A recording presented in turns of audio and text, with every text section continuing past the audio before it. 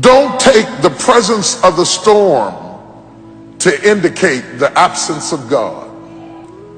Sometimes when you enter into a storm, and there are all kinds of storms, health storms, physical storms, financial storms, emotional storms. There are all kinds of storms.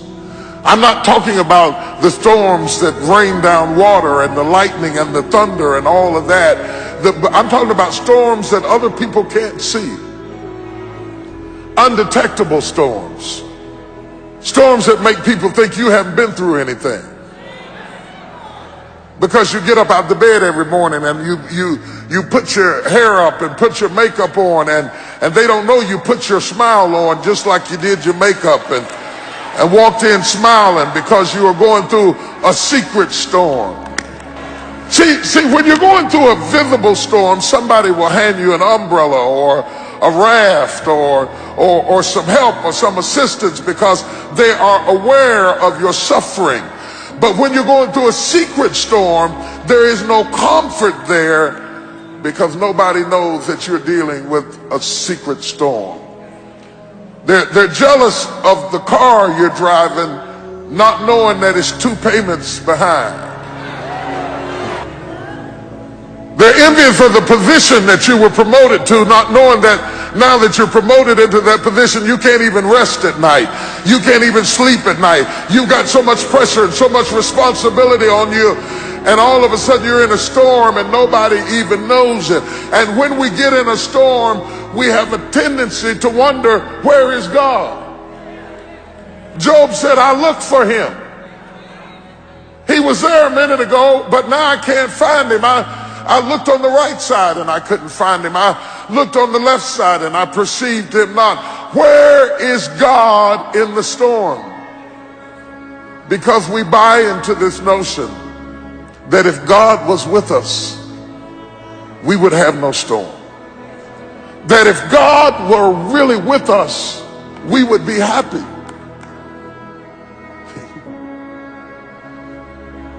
That if God were really with us, everything would go smoothly. That if God were really on our side, we would have no family problems. If God were really with us, our bills would be paid. How could God be with us and us be in foreclosure? Job said, I can't figure it out. How could my kid die and God be with me? How could my house be on fire and God be with me? I looked for him. I looked for him. I didn't see him. I looked on the right. I didn't see him. I looked behind me. I didn't. You said you had my back. I didn't see him. I looked in front of me. I thought he'd lead the way. I didn't see him. But you cannot see in a storm. That's why he told you to walk by faith and not by sight. You cannot see in a storm. Don't look for God to be sensual in your storm. He will not appeal to your senses. Your senses add to your comfort. God will not make you comfortable in your storm. But just because you are in the presence of the storm does not negate the presence of God, nor does it indicate the absence of God. The Bible said he is a very, very present help in the time of trouble. If you're looking for God, he's in the storm. He may not be saying anything, Peter.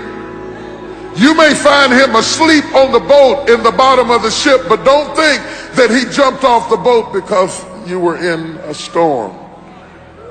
He is with you in the storm. He promised. Whenever God promises you something, he says, you may not have it in your sensual realm right now, but I promise you. He said, he promised me, when you pass through the water, I'll be with you. He wouldn't have said that if his presence was apparent, because you never promised the obvious. He said, but when you pass through the water, you got my word on it. I am in there with you. You may not see me. You may not feel me. You may not sense me. But I tell you what, all the while you're stroking in the water, understand you are not stroking by yourself. Don't be so aware of the storm that you lose awareness of the God in the storm.